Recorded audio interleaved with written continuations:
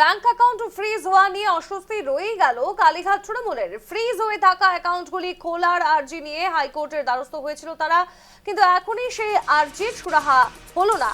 আপাতত ফ্রিজ হয়েই থাকছে তৃণমূলের 3টি অ্যাকাউন্ট। তৃণমূলের ফ্রিজ হওয়া অ্যাকাউন্ট সংক্রান্ত মামলার বৃহস্পতিবার শুনানি ছিল হাইকোর্টে। তাতে জোড়াফুলের ব্যাংক অ্যাকাউন্ট ফ্রিজ হওয়া নিয়ে এবার ব্যাংক কর্তৃপক্ষের কাছ থেকে হলফনামা তলব করলেন বিচারপতি সৌগত ভট্টাচার্য।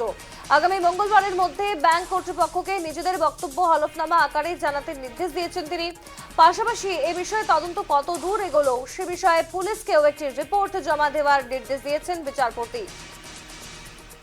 হাইকোর্টের স্বস্তি নয়, আপাতত ফ্রিজ থাকছে তৃণমূলের 3টি ব্যাংক অ্যাকাউন্ট। বিস্তারিত জানবো, আমরা টেলিফোন লাইনে জুড়ে গিয়েছেন প্রতিনিধি শঙ্খদেব। শঙ্খদেব, কি জানাচ্ছ? ইতিমধ্যে তৃণমূলের অ্যাকাউন্ট ফ্রিজ মামলায় ব্যাংকের কাছে হলফনামা তলব করা হয়েছে।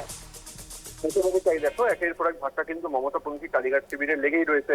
এবারে তাদের যে সবেদন নির্মূলিত ছিল ব্যাংক অ্যাকাউন্ট, যেখানে কিন্তু প্রায় 440 কোটি টাকা থাকার একটা সম্ভাবনা রয়েছে, সেই অ্যাকাউন্ট ফ্রিজ মামলা সংক্রান্ত যে গুরুত্বপূর্ণ রায়দান বা শুনানি, সেটা কিন্তু আজকে ছিল, যেখানে কিন্তু বিচারপতি একেবারেই অনুমতি দিলেন না সেই ফ্রিজ অ্যাকাউন্ট খোলার। এবং বিচারপতি সৌগত ভট্টাচার্যের বেঞ্চে তৃণমূল কংগ্রেসের আইনজীবী কিশোর দত্ত তিনি কিন্তু জানান যে দলের মোট 8টি অ্যাকাউন্ট ফ্রিজ করা হয়েছে। তিনি জানান আগে 3টি অ্যাকাউন্ট ফ্রিজ থাকলেও পরে আরো 5টি অ্যাকাউন্ট সেটি কিন্তু ফ্রিজ করা হয়েছে। এবং তারপরেই বিচারপতি জানান যে ব্যাংক অ্যাকাউন্ট সম্পর্কিত সমস্ত লেনদেনের তথ্য এবং যাবতীয় যে নথি রয়েছে সেগুলো কোর্টে জমা দিতে হবে।